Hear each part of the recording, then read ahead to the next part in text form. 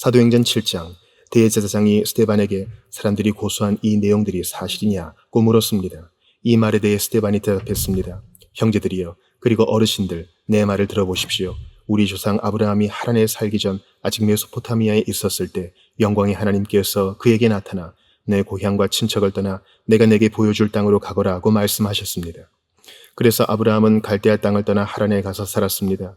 거기서 그의 아버지가 죽은 후 하나님께서는 여러분이 지금 살고 있는 이 땅으로 아브라함을 보내셨습니다. 그러나 하나님께서는 여기에서 손바닥만한 땅도 아브라함에게 유산으로 주시지 않았습니다. 대신에 그와 그 씨가 이후에 그 땅을 갖게 되리라고 약속하셨습니다. 그때 아브라함에게는 자식도 없었는데 말입니다.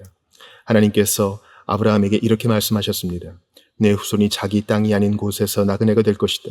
그리고 그곳에서 노예가 돼 400년 동안 혹사당할 것이다. 그러나 그들이 노예로 섬기게 될 그 나라에 내가 벌을 내릴 것이다. 그러고 나서야 그들이 그 땅에서 나와 이곳에서 나를 경배하게 될 것이다. 그러고 나서 하나님께서는 아브라함에게 할례의 언약을 주셨습니다. 그리하여 아브라함은 이삭을 낳았고 태어난 지 8일 만에 아들에게 할례를 주었습니다. 나중에 이삭은 야곱을 낳았고 야곱도 우리 12조상을 낳았습니다. 그런데 우리 조상들은 요셉을 시기한 나머지 그를 이집트의 노예로 팔아버렸습니다. 그러나 하나님께서는 그와 함께 계셔서 모든 어려움에서 그를 구해 주셨습니다. 또 하나님께서는 요셉에게 지혜를 주셔서 이집트 왕 바로의 총애를 받게 하셨습니다. 왕은 요셉을 총리로 삼아 이집트와 왕궁을 다스리게 했습니다. 그때 이집트와 가나안 온 땅에 큰 가뭄이 들어 사람들이 심한 고통을 겪게 됐습니다. 우리 조상들도 먹을 것이 없었습니다.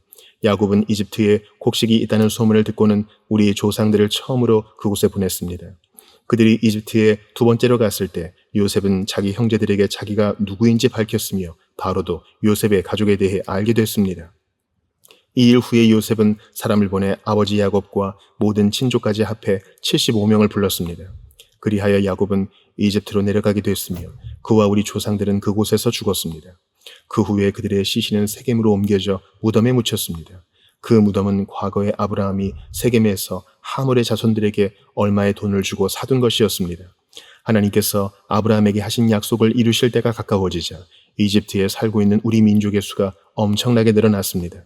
한편 그때 요셉에 대해 아무것도 모르는 다른 왕이 이집트의 통치자가 됐습니다. 그는 우리 민족을 속여 이용해 먹었고 우리 조상들을 괴롭히며 그들의 갓난 아기들을 강제로 내다 버려 죽게 했습니다.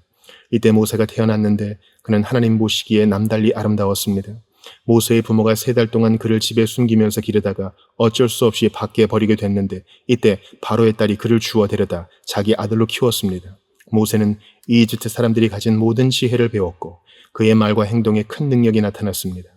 모세가 40살이 되자 자기 동족 이스라엘 백성들을 돌봐야겠다는 결심을 하게 됐습니다.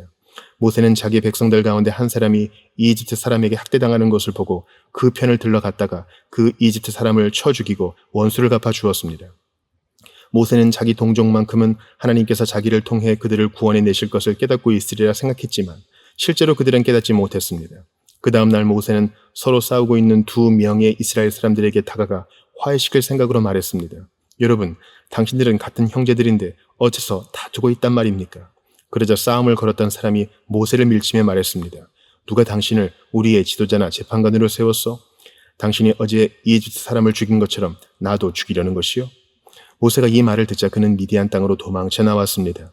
그는 거기서 나그네 생활을 하며 2 아들을 낳았습니다. 40년이 지난 후 한 천사가 시내산 근처 광야에서 타오르는 가시나무 떨기 불꽃 가운데 모세에게 나타났습니다. 모세는 이 광경을 보고 놀랐습니다. 그가 더 자세히 보려고 가까이 다가가자 주의 음성이 들렸습니다. 나는 내 조상의 하나님 곧 아브라함과 이삭과 야곱의 하나님이다. 이에 모세는 두려워 떨며 감히 쳐다보지도 못했습니다. 그때 주께서 그에게 말씀하셨습니다.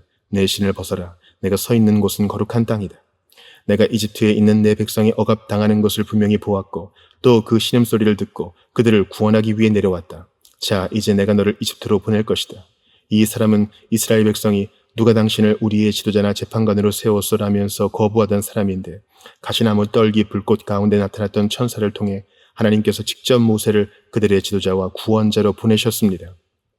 모세는 백성을 이집트에서 인도해내면서 이집트와 홍해 앞에서 그리고 40년 동안 광야에서 기적들과 표적들을 행했습니다.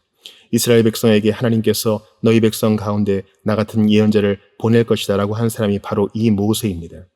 그는 시내산에서 마르던 그 천사와 함께 우리 조상들과 더불어 광야 교회에 있으면서 살아있는 말씀을 받아 우리에게 전해 주었습니다. 그러나 우리 조상은 그의 말을 듣지 않고 오히려 그를 거절하며 그 마음으로 이집트로 돌아갈 생각을 했습니다. 그들은 아론에게 우리를 인도할 신들을 만들어 주시오. 우리를 이집트에서 인도해낸 모세라는 사람은 도대체 어떻게 됐는지 모르겠소 라고 말했습니다. 그리고 그들이 송아지를 본떠 우상을 만든 것이 바로 이때였습니다. 그들은 이 우상에게 제물을 바치고 자기들의 손으로 만든 것을 기뻐했습니다. 그러자 하나님께서는 그들에게서 돌아서시고 그들이 하늘의 별들을 섬기게 내버려 두셨습니다. 이것은 예언자들의 책에 기록된 것과 같습니다. 이스라엘 백성아, 너희가 40년 동안 광야에 있을 때 내게 희생과 제물을 가져온 적이 있었느냐? 너희는 너희가 숭배하려고 만든 몰록의 천막과 너희 신 레판의 별을 높이 들었다. 그러므로 내가 너희를 바벨론 저편으로 옮길 것이다. 우리 조상은 광야에서 증거의 장막을 가지고 있었습니다. 이것은 하나님께서 모세에게 지시하신 대로 그가 본 양식에 따라 그대로 만든 것입니다. 우리 조상들은 이 장막을 물려받아 하나님께서 우리 조상들 앞에서 쫓아내신 이방 민족들의 땅을 차지할 때도 여호수아의 인도를 따라 그 장막을 가지고 가나안 땅에 들어갔습니다. 그리고 그 장막은 다윗의 시대까지 그 땅에 있었습니다. 다윗은 하나님의 은혜를 누린 사람으로 야곱의 집안을 위해 하나님의 처소를 짓게 해달라고 간청했으나 하나님을 위한 집을 지은 사람은 솔로몬이었습니다. 그러나 지극히 높으신 하나님께서는 사람이 지은 집에 계시지 않습니다. 이것은 예언자가 한 말과 같습니다. 주께서 말씀하시기를 하늘이 내 보좌이고 땅이 내 발판이다. 그런데 너희가 나를 위해 무슨 집을 짓겠느냐? 또 내가 쉴 만한 곳이 어디 있겠느냐? 이 모든 것을 다 내 손으로 만들지 않았느냐? 목이 곧고 마음과 귀가 꽉 막힌 사람들이여, 당신들도 여러분의 조상처럼 계속해서 성령을 거역하고 있습니다. 당신들의 조상이 핍박하지 않은 예언자가 있었습니까? 그들은 심지어 의인이 올 것을 예언한 사람들을 죽였고 이제는 당신들도 그 의인을 배반하고 죽였습니다. 당신들은 천사들이 전해준 율법을 받았으면서도 그것을 지키지 않았습니다. 그들은 이 말을 듣고 화가 치밀어 올라 스데반을 보며 이를 갈았습니다. 그러나 스데반은 성령으로 충만해 하늘을 우러러 하나님의 영광과 예수께서 하나님의 오른편에 서 계신 것을 보고 이렇게 외쳤습니다. 보십시오. 하늘이 열리고 인자가 하나님의 오른편에 서 계신 것이 보입니다. 그러자 그들은 귀를 막고 목이 찢어져라 소리를 지르며 그를 향해 일제히 달려들어 그를 성 밖으로 끌어낸 후 돌을 던지기 시작했습니다. 한편 목격자들은 자기들의 옷을 벗어 사울이라는 청년의 발 앞에 두었습니다. 그들이 돌로 칠 때 스데반은 주 예수여 내 영혼을 받아주소서라고 기도했습니다. 그러고 나서 스데반은 무릎을 꿇고 큰 소리로 주여 이 죄를 저 사람들에게 돌리지 마소서라고 외쳤습니다. 이 말을 끝낸 후 그는 잠들었습니다.